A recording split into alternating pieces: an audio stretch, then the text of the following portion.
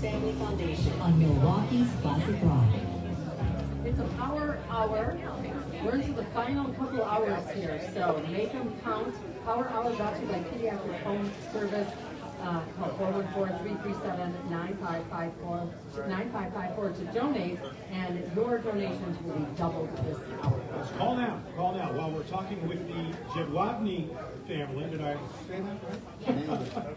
All right, we've got Nicole and Tyler, along with a nurse, Daniel Torres, as well. Welcome to the Miracle Marathon. Thank you. And you guys are here to talk about your son, Brett. So who wants to start? Oh, Mom. Mom wants to start? Dad wants to start. Dad. We'll go with Tyler. On July 9th, 2024, Brett suffered a traumatic brain injury. Was studying for his, taking his driver's license, and took a break, and his break was, I'm going to power wash the house. But before that, he decided to power wash the hose bin cart. And when he did that, the wheel that was on the cart ended up exploding and entering and going into his brain and taking out part of his brain. So just a complete freak accident. As freak as it can get. Wow. Okay. So now what happens next? Yeah, so that day is a day neither one of us will ever forget. That happened at roughly around 12:11. By 4:30, Brett was down here already. We got here about the same time.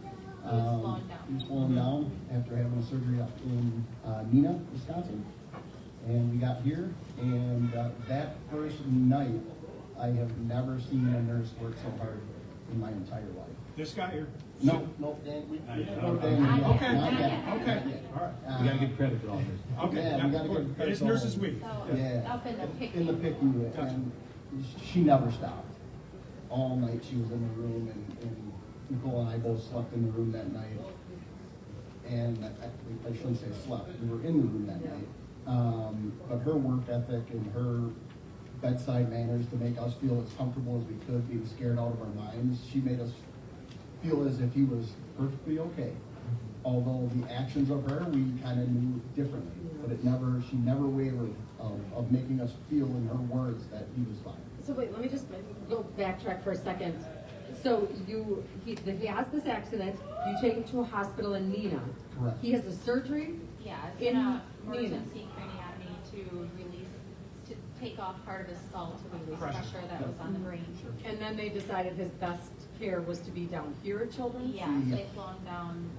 Okay, short. just wanted to make sure I okay, so we're here at Children's, and then what? The first night, touch and go, I'm sure. It was very touch and go. Even the next day, they were thinking that they tried everything. Like they were kind of maxing out on all the medicine and the drugs that were happening, but then he slowly came around in the afternoon and started to show some signs of life. Being stabilized. Yeah.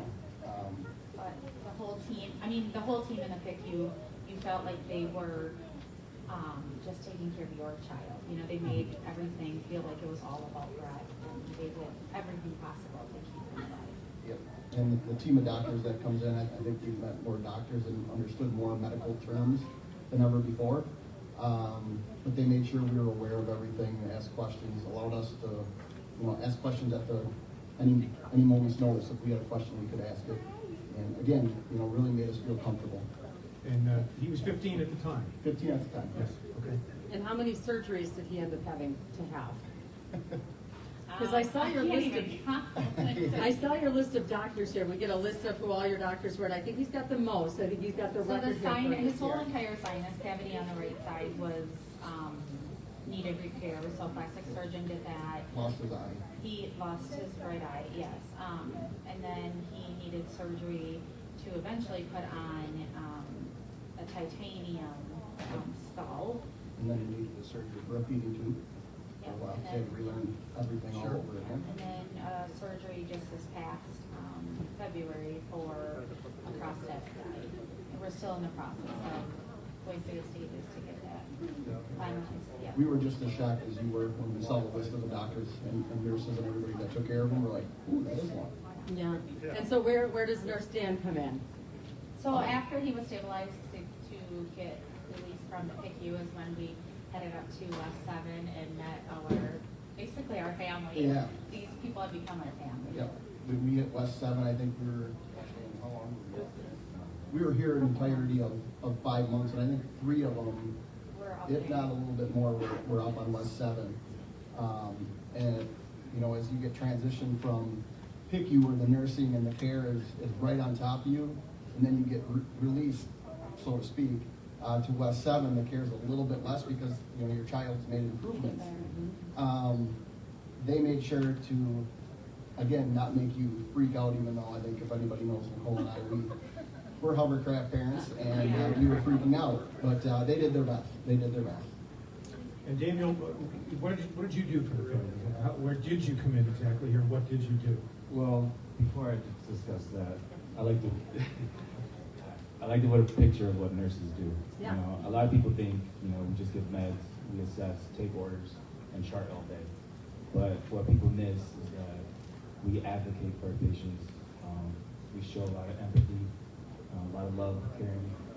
You know, I grew up learning to love my neighbor as I would love myself, and to respect others how I want to be respected. You know, I strive to do my best every day to treat my calling your family ready, see? To treat my patients like their family, you know? Because, you know, when they're here, this is like a dark time for them, you know? And us nurses, we try to be the light that comes through the room, you know? There's many occasions where I actually sat down with both of them on several occasions when they weren't there with each other at the same time. It was nights where, you know, Brett was progressing really, really good, but then he would like hit a wall, and then we had to take 2 steps back before we take 1 step forward. Yeah. And I'd always, you know, tell Nicole that, you know, it's okay. You know, she hated hearing this, but I always told her you gotta take it one day at a time. You know, and then I told her, you know, every little accomplishment that he makes, we gotta take that as like a, you know, a very big achievement that he's done. You know. And, you know, today he's like walking around and, you know, being goofy, and I would have never, you know, in my head I'm like, wow, this is a miracle, you know? And then, you know, I had a similar encounter with Ty. He was just thinking about the inevitable, and like thinking about like, you know, his whole life just got flipped upside down. Like, what am I gonna do at home now? Like, how is everything gonna be, you know, handicap accessible? You know, work is all on hold. And, you know, I did my best to make sure also that the parents' voices are being heard, you know, by other providers, because sometimes, you know, some things get slipped through the cracks, and there are parents out here that are like, well, you didn't listen to me because this works for my kid. And us nurses, we just try to make sure that they're being heard, being cared for, and making sure we're all working as one big team. Daniel, it seems like your good-hearted nature is not so much the product of training, it's just who you are as a human being. And so it seems like you're meant to do this. It seems like, you know? 1,000%, and to kind of, you know, speak on that is, they do realize that we know, as parents, we know our kids the best, and we get little inklings of this isn't right, or this would be best for him. The nursing staff here, and especially Daniel, they took that to heart. If we said something, they made sure to go tell the doctors. You know, Daniel got to know both of us. Like I said, we were here for, you know, 5 months total, but 3.5 probably up by them. There's been nights where, you know, Nicole would be texting me, he's having a horrible night, I can't do this, I quit, I want to go home, I gotta quit. I'd text Daniel and say, Daniel, hey, my wife's having a moment. And then, you know, it'd be 1, 2 in the morning, and all of a sudden she'd text me and be like, I'm good. Daniel sat down with me and talked me off the ledge, because I couldn't be there. I had to be with my other son over with Ron McDonald house. And that's just next level. Like, that's just what I don't think people expect that when they go to that kind of hospital or care, that you get that kind of heartfelt care. And, you know, Daniel was cream of the crop, but it was all of them. The whole team, and they really advocated. The nursing staff was kind of that conduit to the doctors of like, I know this is what your chart says, but this is what the parent says, you might want to think about it. And then that meeting would then happen, and amazing things And happen. while we wish this never would have happened for Brett, we think about if it didn't, we wouldn't have met all these people that are now have left everlasting impressions. I mean, he even cut my youngest son's hair one day. I mean, He needed a haircut, and he's we like, had packer parties in our hospital room. Yeah, I mean, all of them just, are just amazing, and, even our friends and family back at home wanted to come over, they would say, how is so-and-so, like, we wanna come visit too and see the nurses and the doctors, so. Yeah, that really says a lot about this place, this hospital, the It does. people that are here. And how is Brett now? He's doing great. He's back at school. He goes half-time. And then he does therapy in the afternoons. Every day he does something new Yeah, and different, and, Yesterday was a day, I mean, I think I can speak for you too, honey, is, oh, I don't think either one of us expected to see this day, but he stood at home plate and in adaptive baseball, stood by himself, Yeah. hit a ball. Yeah.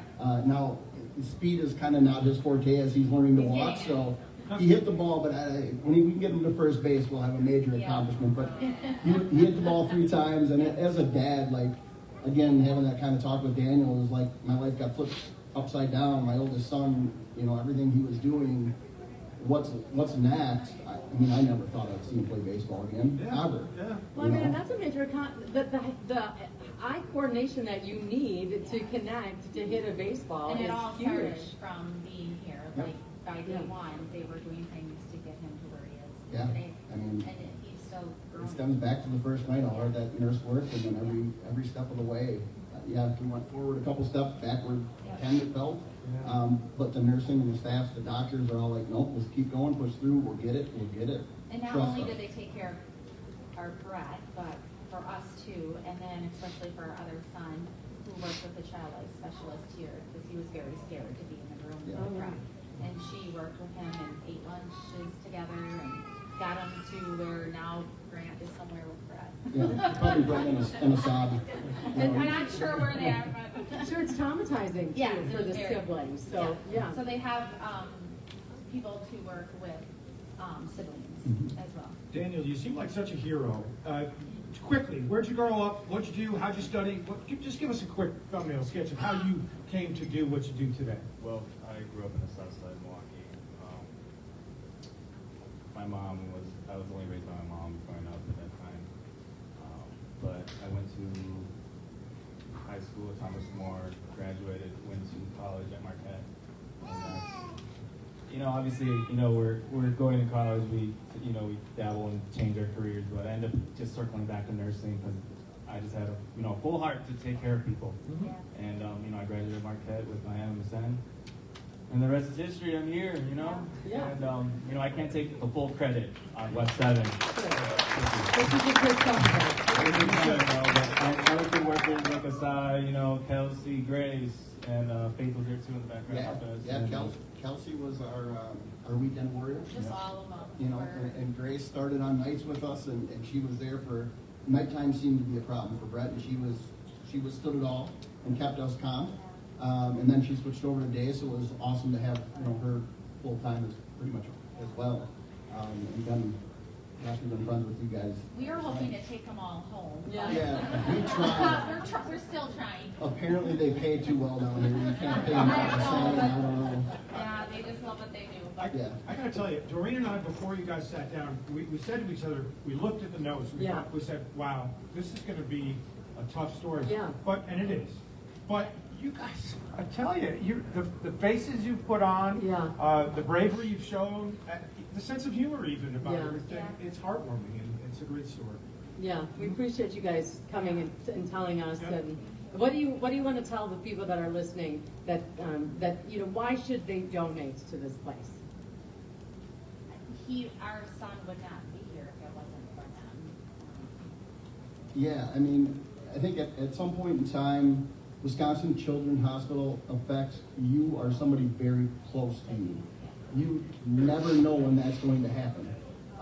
You can go to work one day, take a look at your family as you leave for work, and at 12:11 get a phone call you don't want to receive. Right. And that can happen at a moment's notice. So to be able to have all the resources this close to your home if you live in the state of Wisconsin is absolutely incredible. It helps provide, funding for awesome nurses like Daniel so they can keep them around here locally And they- research. and research Yes. for, Yeah. for different things. I Yeah. mean, And we have some of the best doctors that perform surgery. So many of them were involved in your case. A lot of resources are necessary to keep Absolutely. an operation like this running. Yeah. You know, Well, and to attract those doctors. Yes. And to attract Yeah. them. And nurses as well. And nurses as well. And right now, I mean, heck, you give 10, you're giving 20. Yes. So right now's the time to do it, if you ask me. Thank you, yes, Way to I go. agree. Way You to have a go. job Good to job. Think about it. When they start down there, they're like, oh, I don't want to talk. No, you can talk. I'm not going to talk. We'll make Daniel talk. No, these nurses would attest, it's more to get me to be quiet. She's more the reserved one, and I'll talk all night if you want. All right, well, we may take you up on that. All right, thank you guys so much for joining us. Now is the time, you heard Tyler say it, your $1 becomes $2, 414-337-9554 to donate or text WKLH Kids to 34984 or go to WKLH.com and make a donation. Down the home stretch of Yeah. the Miracle Marathon here on Let's go.